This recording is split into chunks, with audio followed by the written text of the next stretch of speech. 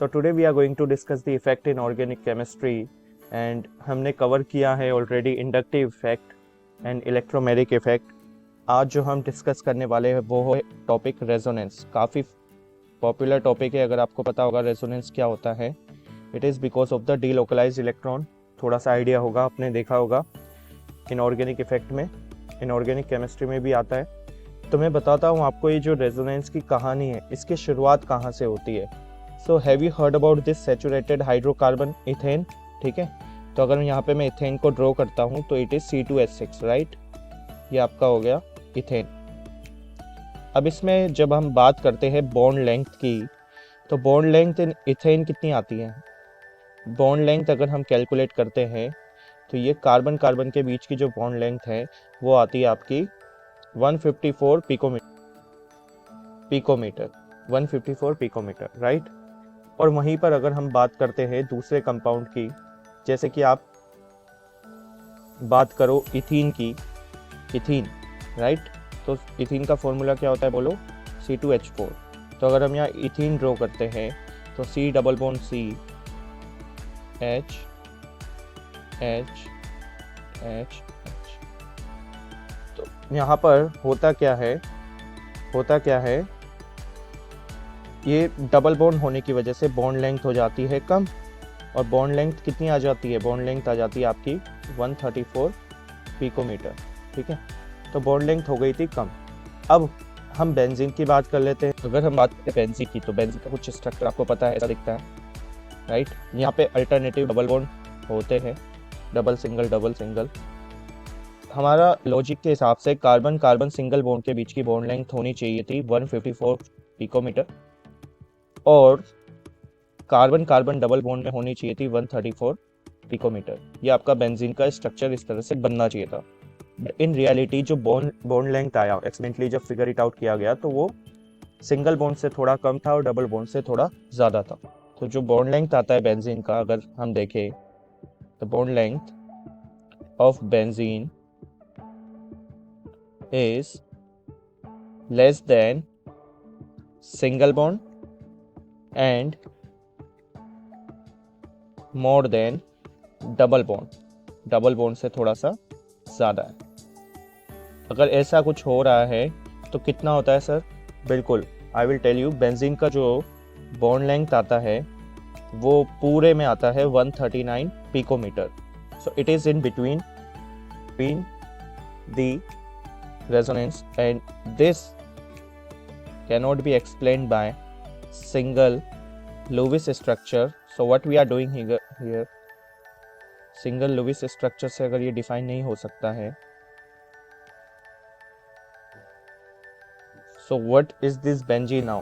Benzene अगर हम draw करते हैं तो बेंजीन में अगर कुछ ऐसा स्ट्रक्चर भी आपको देखने को मिलता है, और ऐसा स्ट्रक्चर भी आपको देखने को मिलता है, ठीक है। तो these are hypothetical structure, basically इनको कहा जाता है हाइपोथेटिकल स्ट्रक्चर्स।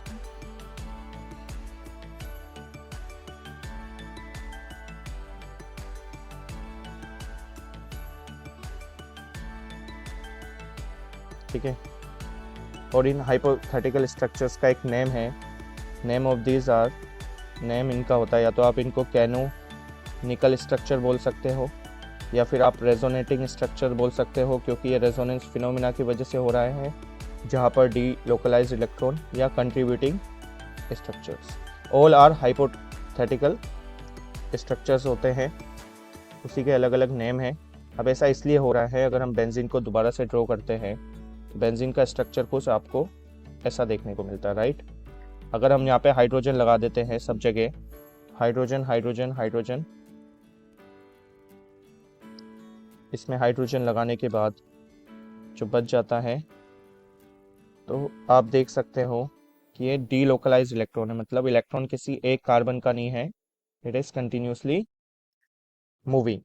तो उस स्ट्रक्चर को इस तरह से ड्रॉ किया गया, ये स्ट्रक्चर हो गया आपका डीलोकलाइज इलेक्ट्रॉन। इसलिए जब भी आपने बेंजीन का स्ट्रक्चर बनाया होगा तो उसके सेंटर में एक रिंग बनाई जाती है, और इसे कहा जाता है रेजोनेंस हाइब्रिड स्ट्रक्चर। हाइब्रिड मतलब जो एक्सपेरिमेंटली हम फाइंड आउट करते हैं वो होता है रेजोनेंस हाइब्रिड स्ट्रक्चर। तो ये जो स्ट्रक्चर है बेंजीन का, अगर आप ध्यान से देखोगे तो यहाँ पर sp2 हाइब्रिडाइजेशन इन्वॉल्व होती है, और sp2 हाइब्रिडाइजेशन इन्वॉल्व होने की वजह से आपको प्लेनर स्ट्रक्चर देखने को मिलता है। प्लेनर में जो सिग्मा बॉन्ड्स आपको बन रहे हैं, सिग्मा बॉन्ड्स की अगर हम बारे में बात करें तो सिग्मा बॉन्ड्स तो आपके बहुत ज़्यादा स्ट्रॉन्ग रहेंगे, तो वो तो ब्रेक होने से रहे। लेकिन जो आपके पाई बॉन्ड्स होते हैं, pi bonds breaks in resonance. तो रेजोनेंस के समय जब रेजोनेंस होगा, जब डीलोकलाइज इलेक्ट्रॉन मूव करेंगे, तो पाई बॉन्ड्स आपके ब्रेक हो जाएंगे। So it should have, resonance के वक्त आपको डीलोकलाइज पाई इलेक्ट्रॉन्स का होना ज़रूरी है। डीलोकलाइज मतलब जो अपनी पोजीशन को छोड़कर मूव कर सकते हैं। मैं आपको स्ट्रक्चर के थ्रू बताऊंगा कि किस तरह से ये मूव कर सकते हैं, तो आपको और क्लियर होगा। जैसे कि मैंने बेंजीन बनाया था और बेंजीन में ये आपका बेंजीन स्ट्रक्चर है सब में होते हैं पाई ऑर्बिटल। ये कार्बन के यहाँ पे अब बना दो पाई ऑर्बिटल्स, ये पाई ऑर्बिटल्स हैं। तो आप देख सकते हो ये जो इलेक्ट्रॉन्स है वो ऐसे मूव कर सकते हैं, ठीक है।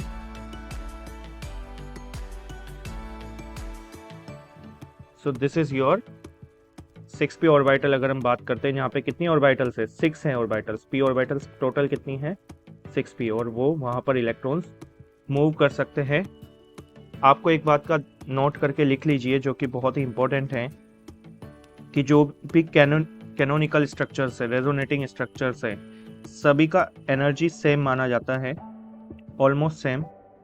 All canonical structures have almost same energy,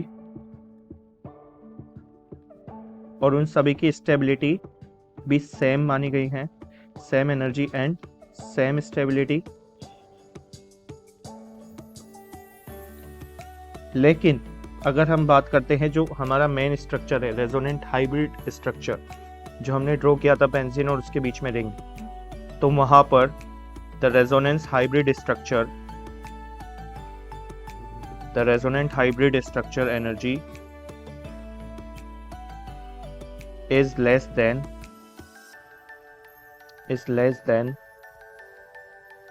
resonating structures।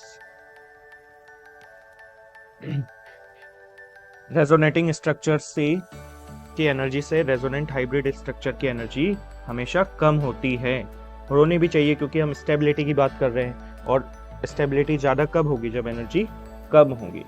सो जो डिफरेंस होता है, the difference between energy of actual structure की बात करें and lowest resonance energy structure,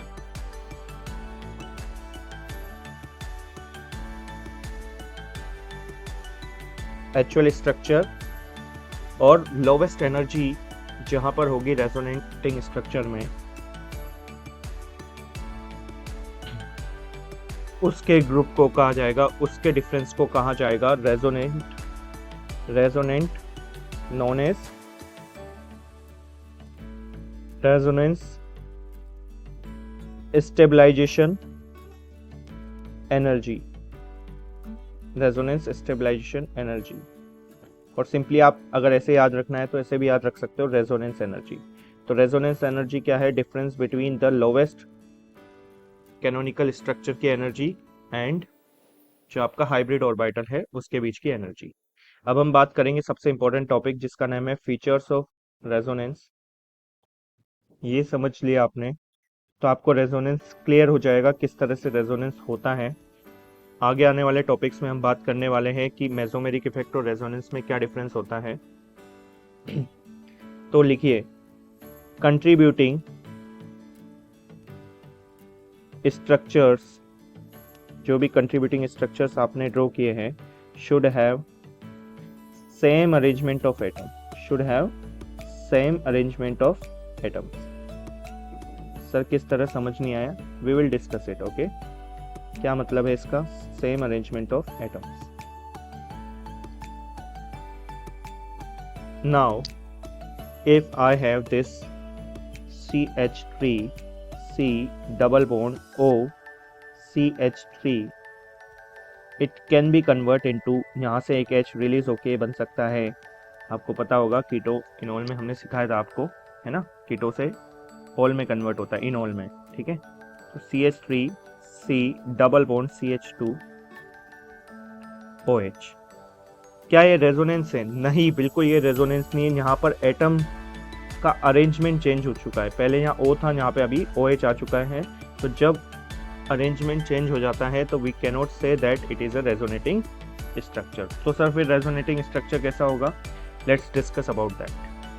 CH3 N double bond O single bond O minus positive charge on nitrogen. what is happening here? It will convert into the another possibility, जो कि आपको clearly दिख ही रहा होगा। CH3N पे positive charge, ऊपर आ सकता है ऑक्सीजन पे negative charge with its electron. कितने इलेक्ट्रॉन रहते हैं? 6 electron, 1 2 3 4 5 6।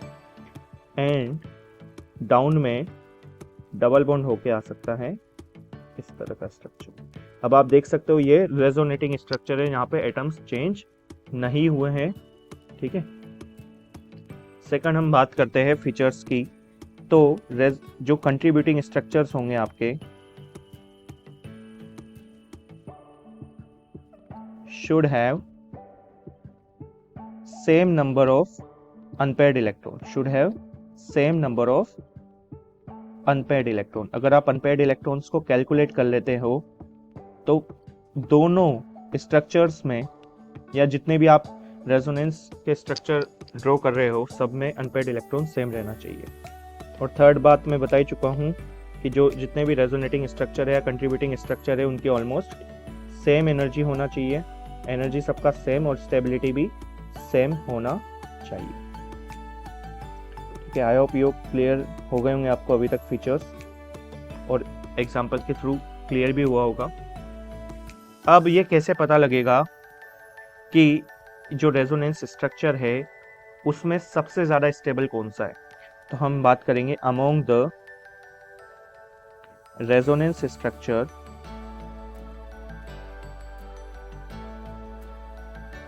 The one which has more, इसको ध्यान से लिखिएगा, which has more number of covalent bond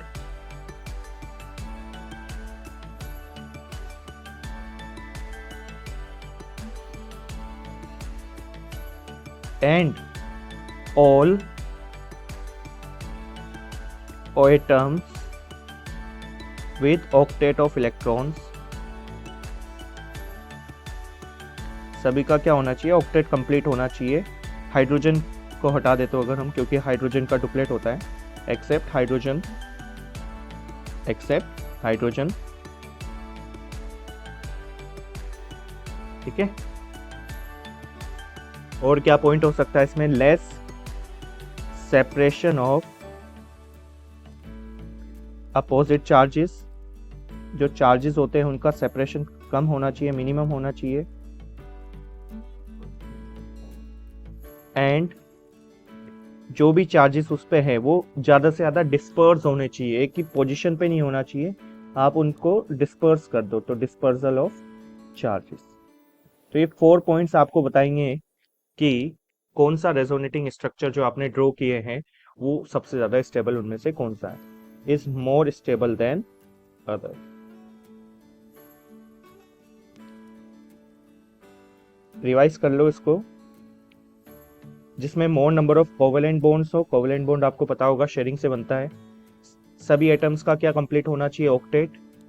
जितने भी अपोजिट चार्जेस है उनका सेपरेशन सबसे कम होना चाहिए, और जो चार्जेस अगर प्रेजेंट भी है तो वो ज़्यादा से ज़्यादा डिस्पर्स होने चाहिए। ये 4 पॉइंट्स आपके बताते हैं कि वो स्ट्रक्चर कौन ज़्यादा स्टेबल है। इसका सेकंड पार्ट आप जरूर देखिएगा। चैनल को सब्सक्राइब कीजिए राइट नाउ स्टूडेंट्स, और थैंक्स फॉर वॉचिंग। लाइक